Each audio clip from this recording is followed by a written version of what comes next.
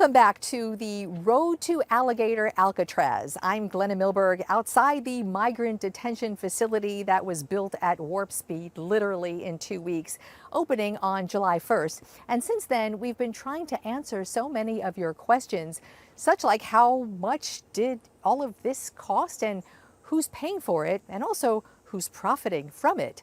Local 10's Christina Vasquez has some of those answers.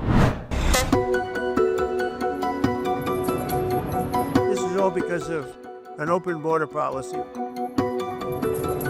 As the Trump administration began to execute on its campaign promise of mass deportation. If you're in this country illegally, you are a criminal. This is quintessentially a numbers mission. The numbers mission stumbled into a capacity issue, a need for more federal detention beds. If we get the sign off from DHS, we can expand detention space very quickly in Florida.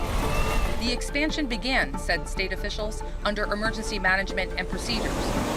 We actually set up not to exceed amounts in purchase orders with our vendors. We got roughly 10, 15 vendors that are out there helping us get this work done. So they have not to exceed amounts that are there for not to exceed about $250 million, give or take. You're going to see this really ramp up, especially given DHS's infusion of cash. An infusion of $608 million federal FEMA dollars.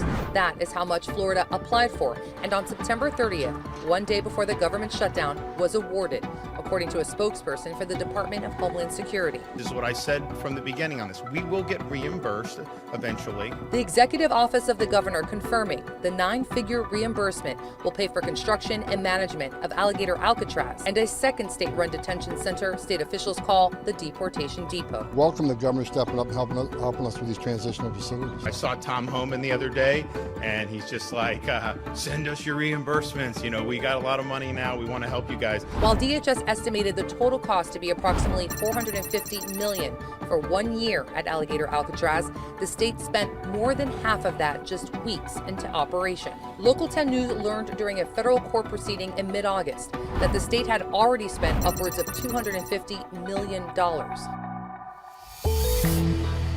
Located in such a remote area, nearly everything to detain the undocumented needed to be purchased and trucked in.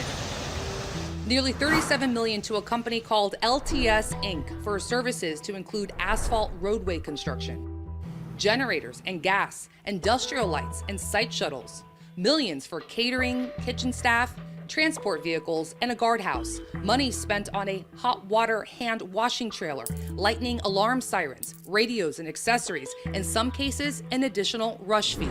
A $78 million contract to CRS, Critical Response Strategies, a Jacksonville-based emergency management consulting firm, awarded in part to hire correctional officers. Nearly 300 security cameras, a trained force of over 400 security personnel, and a CRS warden at an hourly rate of $125, and that's before overtime. We have on this facility the ability of a full-fledged medical center. $17.5 million for a medical facilities build-out to CDR Healthcare, Inc. Carlos Duarte is CDR's CEO, and according to campaign finance reports, a political donor to Republicans. Robbie Meek, president of IRG Global Emergency Management, also donated to a Republican state official. The company has contracts worth millions of dollars.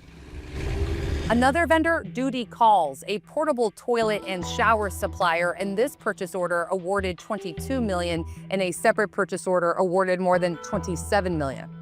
And this one, nearly $20 million to a Texas-based construction firm, which was awarded a contract to help build Donald Trump's border wall during his first term. The security infrastructure includes over 28,000 feet of barbed wire and fencing. Another Texas-based company, Gotham's LLC, an emergency response firm, awarded a $21 million contract for technology solutions to include IT services and an inmate wristband software subscription. Campaign finance reports show its founder, Matt Michelson, contributed $25,000 in 2021 to the Republican Party of Florida, which is currently selling Alligator Alcatraz merch. Another $25,000 a year later to the Political Action Committee Empower Parents, formerly called Friends of Ron DeSantis. And take a look, the then chairman, Blaise Ingoglia, who the governor later selected to be the state's chief financial officer. I know people have been saying, well, is this the right thing to do? What about the cost?